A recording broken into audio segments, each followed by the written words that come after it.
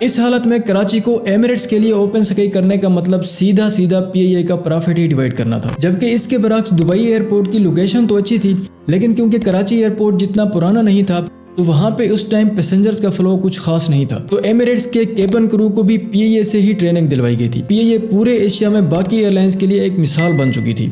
آپ ہر اے روز نیوز میں سنتے ہوں گے کہ آج پی آئی اے کی فلائٹ لیٹ ہو گئی، آج پی آئی اے کے ملازمین ہڑتال پہ ہیں، آج پی آئی اے کو فلاں کمپنی نے فیول دینا ہی بند کر دیا ہے، اور آج پی آئی اے کو فلاں کنٹری نے بین کر دیا ہے۔ حالانکہ آپ یہ جان کر حیران ہوں گے کہ پی آئی اے شروع میں ایشیا کی سب سے بڑی ایئر لائن تھی، تو پھر ایسا کیا ہوا کہ آج یہ حالت ہے کہ پی آئی اے کے پاس فیول کے بھی پیسے نہیں ہیں؟ اس ویڈیو میں ڈیٹیل کے ساتھ ڈسکس کریں گے، اور اس ویڈیو کے اینڈ تک آپ کو سارا کچھ آسانی سے سمجھ آ جائے گا کہ پی آئی اے کی یہ حالت آخر ہوئی کیسے۔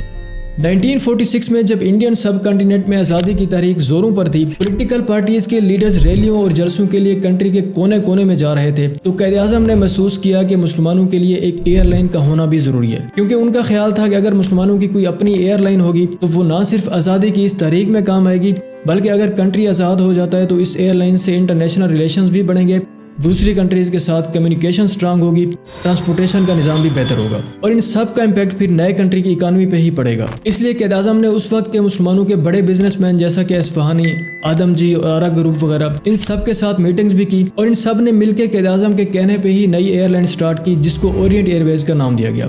اس ایئر لائن کی شروعات ڈوگلس DC-3 کے 4 طیاروں سے ہی کی گئی، اور اس کی جو پہلی فلائٹ تھی وہ 4 جون 1947 کو کلکتہ سے میانمار کی طرف چلائی گئی تھی، جو پھر پاکستان بننے کے بعد اس اورینٹ ایئر ویز کو پاکستان میں شفٹ کر دیا گیا تھا۔ 1949 میں اس ایئر لائن میں مزید کچھ طیارے ایڈ کر کے اس کو اپ گریڈ بھی کیا گیا تھا، لیکن کیونکہ یہ ایک پرائیویٹ چھوٹی سی ایئر لائن تھی تو پاکستان کی پاپولیشن کے حساب سے یہ پاکستان کی نیڈز کو پورا نہیں کر پا رہی تھی، تو اس لیے 11 مارچ 1955 کو پاکستانی گورنمنٹ نے پاکستان انٹرنیشنل ایئر لائن یعنی کہ پی آئی اے کے نام سے ایک سرکاری ایئر لائن شروع کرنے کا فیصلہ کیا، اور اس اورینٹ ایئر ویز کو بھی پی آئی اے میں ہی مرج کر دیا گیا۔ پی آئی اے کی شروعات کافی بہتر رہی تھی، پیسنجرز دن بہ دن بڑھتے جا رہے تھے، اور پی آئی اے بھی خود کو اپ گریڈ کرتی جا رہی تھی۔ پی آئی اے نے اپنی شروعات کے صرف 4 سالوں کے اندر ہی بوئنگ 707 جیسے جیٹ ایئر کرافٹ بھی امریکہ سے پرچیز کر لیے تھے، اور اس ٹائم پہ پورے ایشیا میں پی آئی اے پہلی ایئر لائن تھی جس کے پاس جیٹ ایئر کرافٹ تھے۔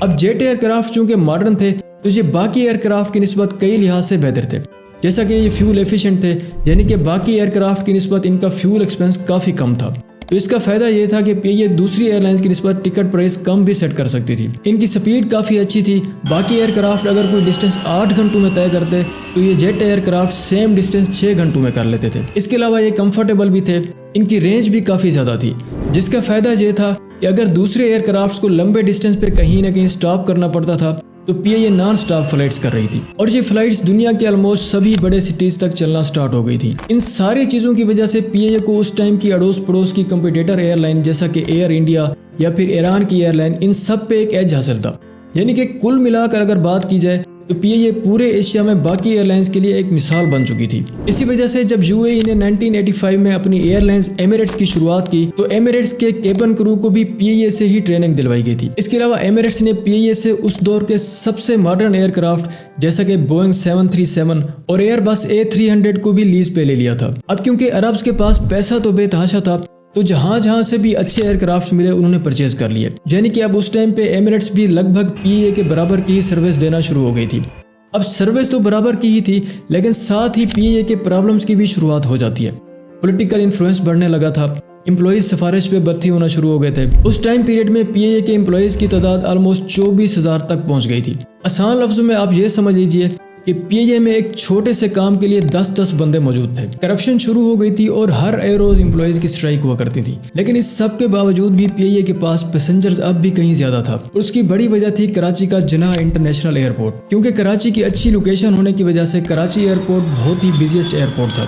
برٹش سے لے کر آسٹریلیا اور امریکن ایئر لائن تک سب کو یہیں سے گزرنا پڑتا تھا۔ اس کے علاوہ کراچی پاکستان کا بھی مین ہب تھا، تو اس لیے یہاں پہ دن رات پیسنجرز کا فلو کافی زیادہ ہوتا تھا، جبکہ اس کے برعکس دبئی ایئرپورٹ کی لوکیشن تو اچھی تھی، لیکن کیونکہ کراچی ایئرپورٹ جتنا پرانا نہیں تھا تو وہاں پہ اس ٹائم پیسنجرز کا فلو کچھ خاص نہیں تھا۔ تو دبئی کے شیخ محمد بن راشد نے جب دیکھا کہ پی آئی اے میں پولیٹیکل انٹرفیرنس کافی زیادہ ہے تو اس نے بھی پولیٹیکل حربہ ہی استعمال کیا۔ اس نے پاکستانی گورنمنٹ کے ساتھ بات کر کے ایمریٹس کا پی آئی اے کے ساتھ Karachi to Dubai open sky agreement کرا دیا، جس کا سمپل مطلب یہ تھا ایمریٹس کراچی میں اپنی مرضی کی پرائس کے ساتھ مرضی کے روٹس کے ساتھ اپنی مرضی کی نمبر آف فلائٹس کرے گی اور یہی اجازت پی آئی اے کو بھی دبئی میں ہوگی۔ حالانکہ نارملی ہر کنٹری اپنے ایئرپورٹ سے صرف اپنی ہی ایئر لائن کی فلائٹ زیادہ رکھتا ہے، اور اگر کوئی ایئر لائنز آپس میں اوپن اسکائی ایگریمنٹ کرتی بھی ہیں تو میوچل انٹرسٹ دیکھ کے بڑی سوچ سمجھ کے کرتی ہیں۔ لیکن کیونکہ پی آئی اے اور ایمریٹس کے کیس میں یہ اوپن اسکائی ایگریمنٹ صرف اور صرف پولیٹیکل بیس پہ ہی کیا گیا تھا، پی آئی اے کا انٹرسٹ تو دیکھا ہی نہیں گیا، تو اس لیے پی آئی اے کو اس کا فائدہ تو کچھ نہیں ہوا، الٹا نقصان ڈبل ہونے لگا تھا۔ اس کی وجہ یہ تھی کہ پاکستان کی پاپولیشن اگر اس ٹائم 10 کروڑ تھی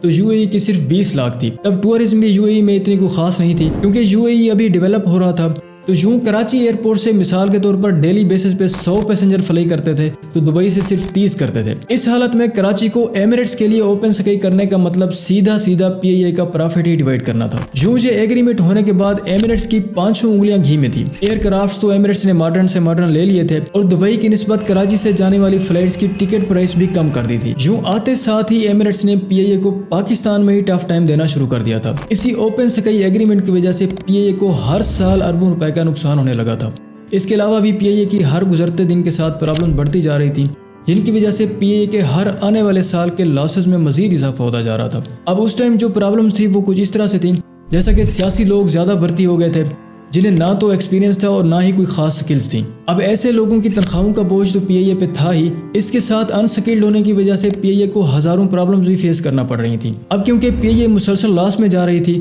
تو اس کے پاس زیادہ تر ایئر کرافٹس پرانے ہی تھے۔ ان پرانے ایئر کرافٹس کے فیول ایکسپینسز اور مینٹیننس ایکسپینسز کافی زیادہ تھے جو کہ پی آئی اے پہ مزید برڈن تھا۔ ایئر کرافٹس کی پراپر مینٹیننس نہ ہونے کی وجہ سے ان کی حالت بد سے بدتر ہوتی چلی گئی۔ ان ایئر کرافٹس کی کنڈیشنز کی وجہ سے کئی دفعہ یورپین کنٹریز میں پی آئی اے کو بین بھی کیا گیا اور اسی مینٹیننس نہ ہونے کی وجہ سے کئی بار حادثات کا بھی شکار ہوئے، جس کی وجہ سے کسٹمرز پہ کافی برا امپیکٹ پڑا۔ پی آئی اے میں اتنی اسٹرانگ یونینز بن چکی ہیں کہ اگر گورنمنٹ پی آئی اے کو ٹھیک کرنے کے لیے کوئی سخت اقدام لیتی بھی ہے، جیسا کہ اگر اوور اسٹافنگ کو کم کرنے کی کوشش کریں تو امپلائیز کی اسٹرائک شروع ہو جاتی ہیں، جس کی وجہ سے فلائٹس کینسل ہو جاتی ہیں۔ اس کا بھی کسٹمرز پہ برا امپیکٹ پڑتا ہے۔ کل ملا کر اگر بات کی جائے تو پولیٹیکل انٹرفیرنس، کرپشن اور مس مینجمنٹ پی آئی اے کے ڈاؤن فال کی مین ریزنز ہیں۔ ان ساری چیزوں کا پھر انجام یہ ہوا کہ پی آئی اے آج نیلام ہونے جا رہی ہے۔